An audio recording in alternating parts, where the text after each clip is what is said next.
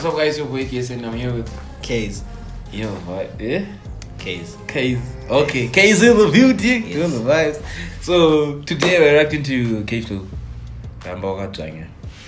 I think this is the first time reacting to Kayflow, right? Money say. We know the song. Say. Say. Yeah. Money say. Yeah, and Okay. I got Yeah. He killed it. And I like the way people are supporting zimhiphop.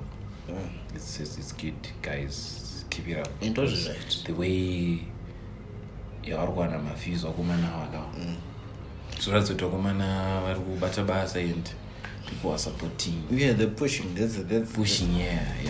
Why you doing it? You know, I'm guys. You know the work here. What I do for it? Okay. Am I away, guys? You know, guys. Am I away? I think you need to go and check it out. Yeah. The reaction video, the song. So yeah, today let's go Kayflow and react to Kayflow song. Ramba Wakadzvanya. And like, share, subscribe. 4 Subscribe to my boy channel. Pressure. You know the vibes. Ramba Wakadzvanya. Pressure. Apply the pressure. Yeah. Apply the pressure. Yeah, apply the pressure. Okay, Ramba Wakadzvanya. Yeah, I will apply. That's when you're try. Saka Zurot, even if you want, you can apply the pressure. Okay. Yeah. Need. Yeah, and we can't to get there. Yeah. So let's get straight into the song, guys. Yes, sir.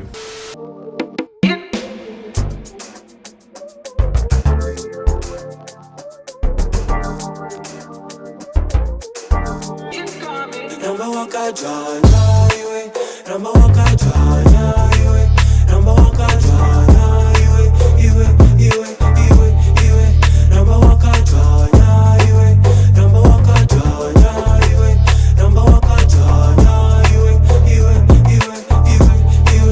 Ramba Wakadzvanya, Ramba Wakadzvanya, Ramba Wakadzvanya,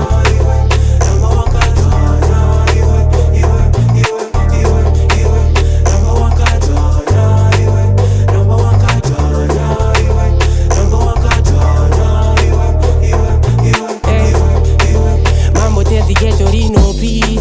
Jacaranda zvinotondimisa.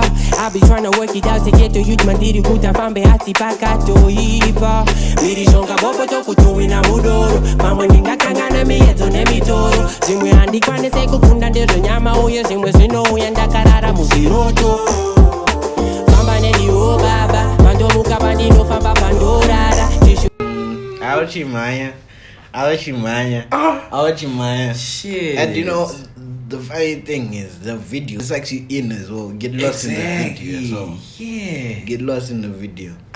That's crazy. Ramba Wakadzvanya, okay.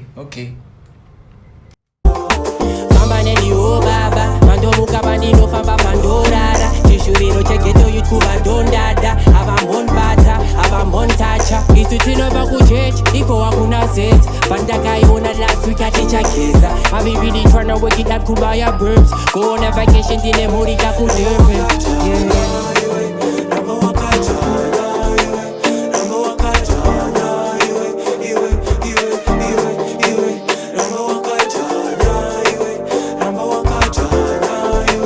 Ramba Wakadzvanya, Ramba Wakadzvanya,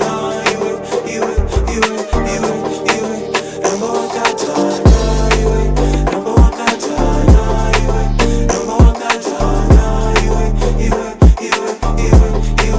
Ramba Wakadzvanya, Ramba Wakadzvanya, Ramba Wakadzvanya, Ramba Wakadzvanya,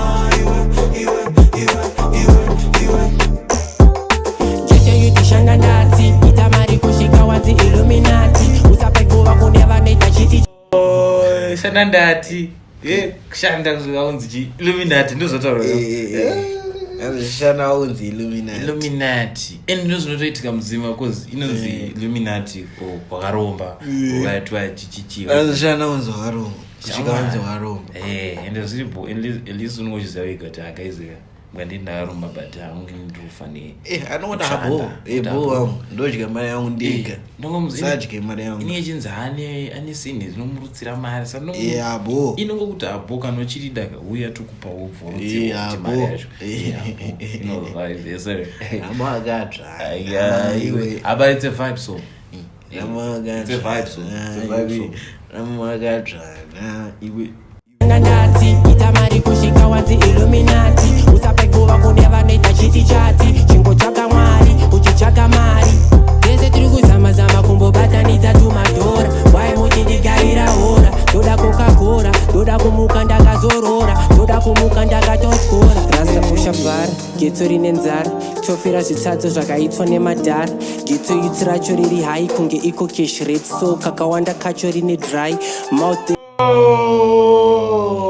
whoa yeah shit saka mukomana ari malevel yeah azari hai level ekokesh azari hai kunge iko cash rate saka malevel ari malevel ari musoro shama yeah asiri hero uyu anenge aidiyo adiarunzi geto yudaro ari hai wari hai ukechireti arikuoneka azvivandisa so anongotigaya ndevaglazi andigaya ura rivavo apa ziso riri drama bingo aufa yeah yutsi racho riri hai kunge iko cash rate so kakawanda kacho rine dry mouth they be doing drugs 24/7 tax ndivo vana vedu vatoona every day mumastreets and mira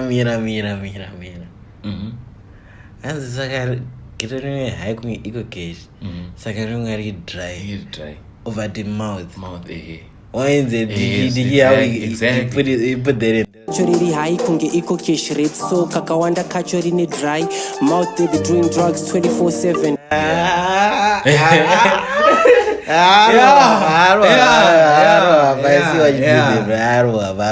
cash rate so kakawanda kacho rine dry mouth they be doing drugs 24/7 tax ndivo vana vedu vatoona every day mumastreets and it's crazy we can't help them say tichijaja vamwe but we feel offended kana zvakwatsiri vamwe vakatiza nzara vakaenda mheri vamwe vakafarisa vakaitsa pamoviri asi upenyu ivhiri seti rinochinjwa fasta nekadhiri ramba wakadzvanya jaja achimhanya vamwe vakatiza nzara vakaenda mheri hanzi iwe hanzi upenyu ivhiri siti inochinja faster usajairi it could be you aiwapula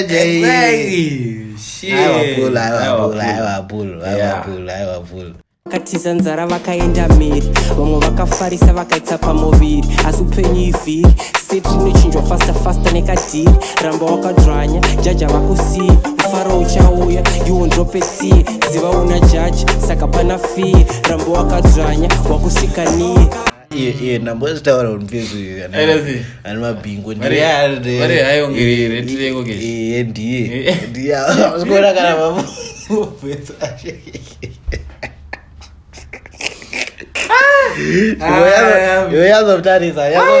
yazomtarisa ziva una jaji saka pana fii ramba wakadzvanya wakusvikaniye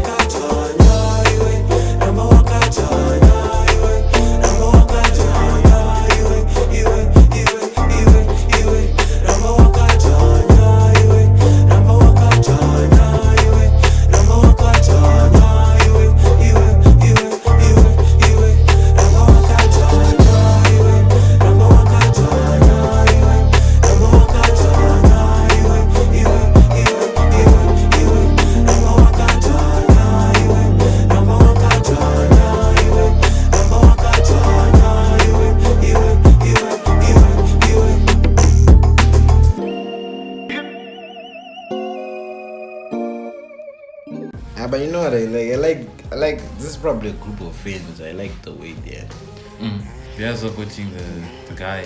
Yeah, I like that. Do what to push it or don't push my sinting. Yeah. You know, if you always have supporting your close friends, those really cool. Shout out to Kayflow and the producer incoming. You know, right? Shout out to the director. Shout out to the director as well. because mukomana cho kuti video matabasa, you know the vibes. Yes, sir. So that's it for reaction for you guys. I hope you like it. Subscribe so that my boys. Yes, sir. Steve. Vibes. Yes, sir.